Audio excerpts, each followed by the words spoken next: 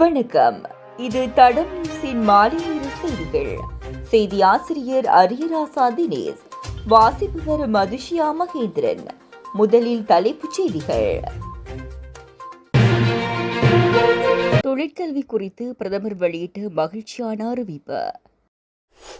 தென்மராட்சி நிலத்தடி நீர்வளத்துக்கு பெரும் ஆபத்து. குளத்தில் நீராடிக் கொண்டிருந்த மூதாட்டிக்கு காத்திருந்த அதிர்ச்சி. இறுதிச் சடங்கில் வெறியாட்டம், ஒருவர் பலி, மகியங்கணியில் பரபரப்பு. சுற்றுச்சூழலை சுத்தமாக பேணாத 2999 இடங்களுக்கு சிவப்பு அறிவிப்பு. தொடர்பான விரிவான செய்திகள். எதிர்காலத்தில் இந்த நாட்டின் தீர்க்கமான பாடமாக தொழிற்கல்வியை மாற்றவுள்ளதாக கல்வியுயர்கல்வி மற்றும் தொழிற்கல்வி அமைச்சர் பிரதமர் கலாநிதி ஹரணி அமரசூரிய தெரிவித்துள்ளார். கம்பகா தொழில்நுட்ப கல்லூரியில் நேற்று இடம்பெற்ற நிகழ்வொன்றில் கலந்து கொண்டு கருத்து வெளியிட்ட போதே பிரதமர் இதனை குறிப்பிட்டார்.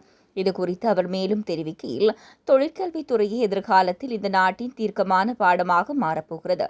தொழிற்சார் உலகுக்கு தேவையான மனிதவளம் கல்வி அமைச்சிலிருந்தே உருவாக்கப்படுகிறது.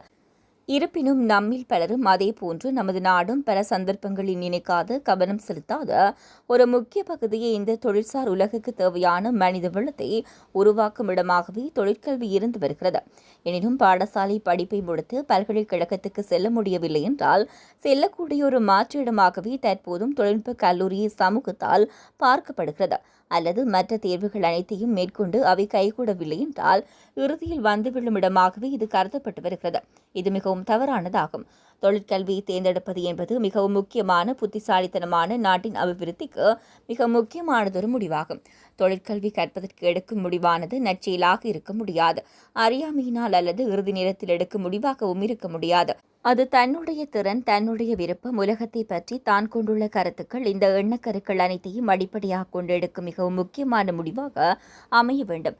அதனாலேயே நாம் 2026 நடைமுறைப்படுத்துவதென தீர்மானித்திருக்கும் புதிய கல்வி சீர்திருத்தங்களுக்குள் தொழிற்கல்வி சிறப்பான இடத்தை ஒதுக்கியிருக்கின்றோம். கல்வி சீர்திருத்தம் என்பது சிறிய விடயமல்ல.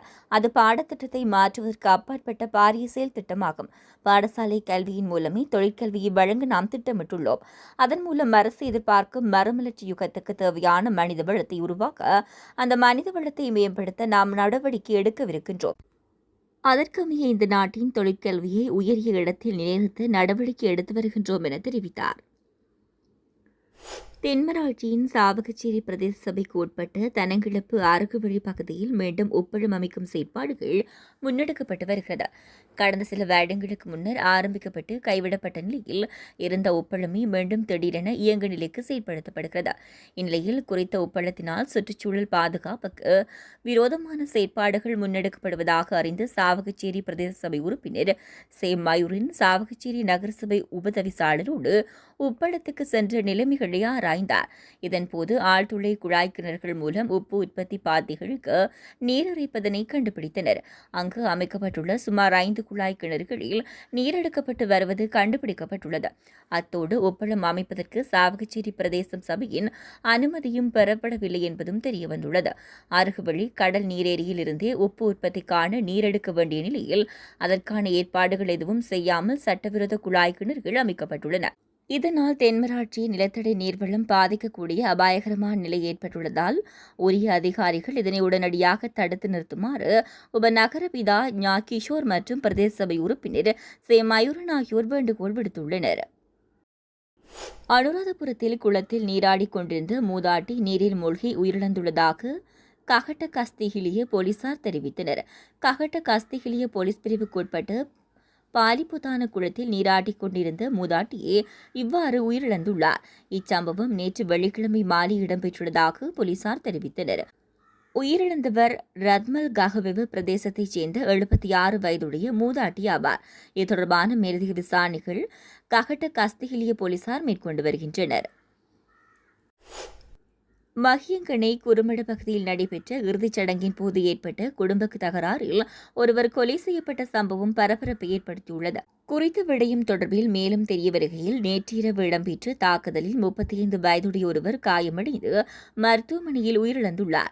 மேலும் 20 வயதுடைய மற்றொரு நபர் படுகாயமடைந்து சிகிச்சை பெற்று வருகிறார். உயிரிழந்தவரின் உறவுக்கான சகோதரியின் இறுதிச் சடங்கின் போது ஏற்பட்ட வாக்குவாதம் கைகலப்பாக மாறி இச்சம்பவம் இடம்பெற்றுள்ளதாக போலீசார் தெரிவித்துள்ளனர்.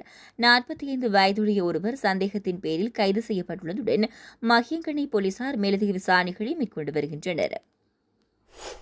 கடந்த மாதம் 30ஆம் திகதி முதல் நேற்று வரை நடத்தப்பட்ட சோதனையின் போது 26,625 இடங்கள் நுளம்பு குடம்பிகள் அதிகளவில் பெருகும் இடங்களாக அடையாளம் காணப்பட்டுள்ளது.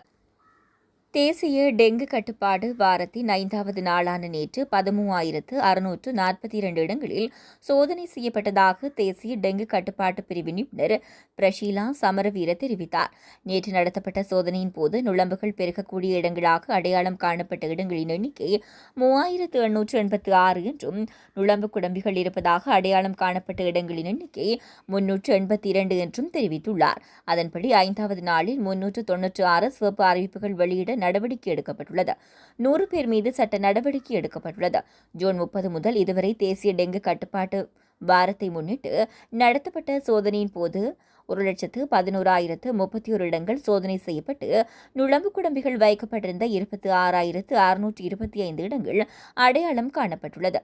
இதுவரை நுளம்பு குடம்பிகள் உள்ள 3,357 இடங்கள் கண்டறியப்பட்டுள்ளதாகவும் 2,999 சிவப்பு அறிவிப்புகள் வெளியிடப்பட்டுள்ளதாகவும் 673 பேர் மீது சட்ட நடவடிக்கை எடுக்கப்பட்டுள்ளதாக தெரிவிக்கப்பட்டுள்ளது. இதுபோன்ற செய்திகளை தெரிந்து கொள்ள தடம் நியூஸ் சேனலை சப்ஸ்கிரைப் செய்து அருகில் உள்ள பெல் பட்டனை கிளிக் செய்யுங்கள்.